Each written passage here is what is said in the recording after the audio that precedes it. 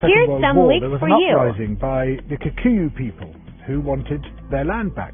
The Kikuyu were herded into concentration camps and fortified villages, almost the entire population of over 1 million people.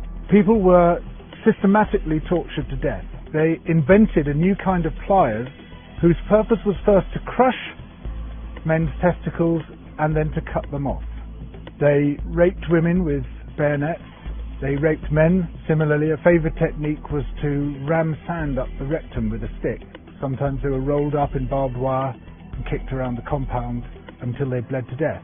Some of the British soldiers boasted about this. This is within living memory. The colonial secretary lied about it. The papers documenting it were burnt. The impact of the rich and powerful nations has been so phenomenally murderous and destructive that it has been completely airbrushed from our national consciousness.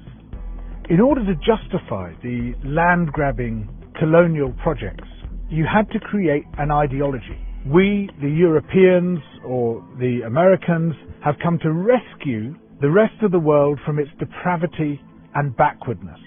But in order to do that, you have to be able to demonstrate that the rest of the world is depraved and backward. From this arose the racism that is still with us today. It was a necessary component of the colonial project. Some people might claim, well, okay, we broke a few eggs to make this omelette, as if all those human beings were eggs. But look at the omelette, isn't it fantastic? Look, we made this fantastic omelette. Forget about all that unpleasant stuff and let's just celebrate where we are. Where we are is a continuation of the project. We commodified people's land and people's labour and turned it into our property. We're also destroying the rest of the living world alongside it. We don't have to be like this. We are the same human beings as anybody else. We're all part of the same big human family. We just have to recognise that, accept that. And of course, within Western countries, there are plenty of brilliant people resisting colonisation, both internal colonisation within our own countries and external colonisation of other people's countries.